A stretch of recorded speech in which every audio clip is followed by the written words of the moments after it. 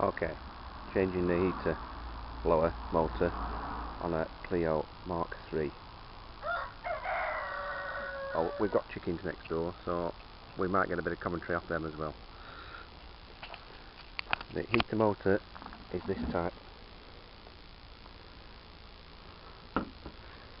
I looked on eBay for an Clio MK3 heater motors and seemed to get all sorts, but this is the one. First step, disconnect the negative earth on your battery, which I've done because I don't want to be setting airbags off and things like that, or doing a short and making the car set on fire. First thing is under the centre console, which is pretty easy. A couple of screws at the back here, take the middle bit off, a couple of screws underneath there, and then just pull it off. Simple. Okay, next you've got to take the end panel off. This side, disconnect the wiring from the switch, which is the isolator for the passenger airbag, and you've got to take these fascia trims off there and there, so you can undo the screws underneath to take this panel off. I'm going to have a go at doing that now.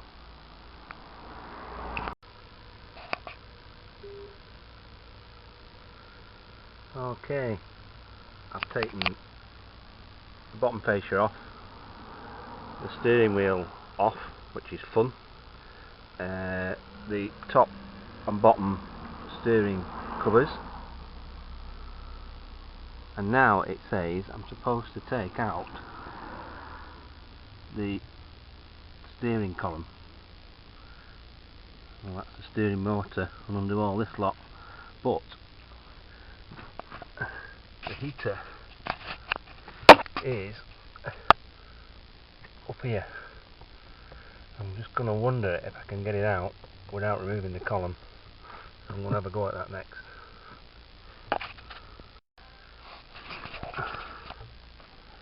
Okay, you can undo it, but there's not enough room to get it out.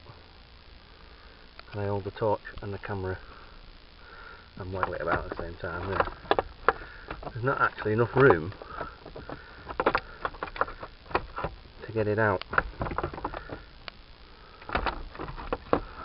I'm going to have a bit more of a go with this, because it could save a lot of work if I can get it out. But thank you for Mr. Reynolds for just making it that slightly awkward that you've got to take the whole steering column out to get it out.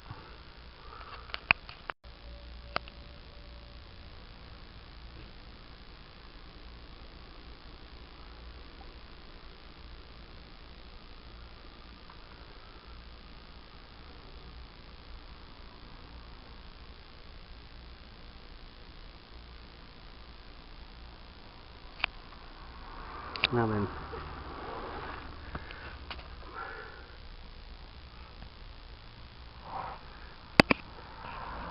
that is the position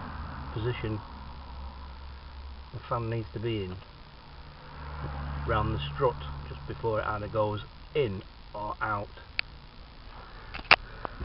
It's like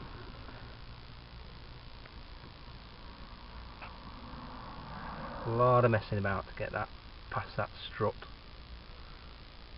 but from there you can just turn the fan like one way to pop it in and the other way to pop it out, just like that, for it out, and from that position where it was, turn it the other way to get it in. And I've done a lot of messing about with the old one, so I could get sort of like a technique before I tried it with the new one, so I didn't damage it. Steering column back on. You only have to lift it up and then pop it over them lugs there to hold the weight, and then screw the screws up.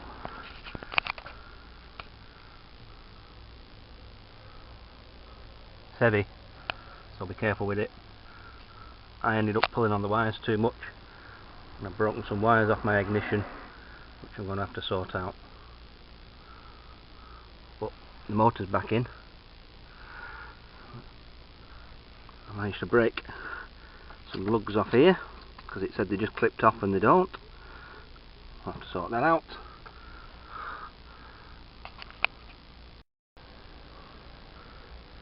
There's a brace that goes here.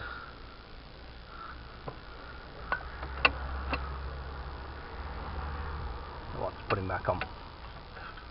There's 4 bolts holding that on, so I'm going to put that back on now. Okay, if you're wondering, the heater resistor is situated under here. Once you've taken the glove compartment out, under here, I've got it out at the moment. This is it. It goes in there.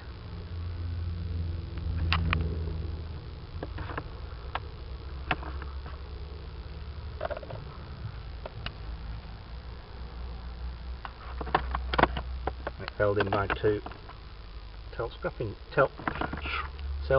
screws.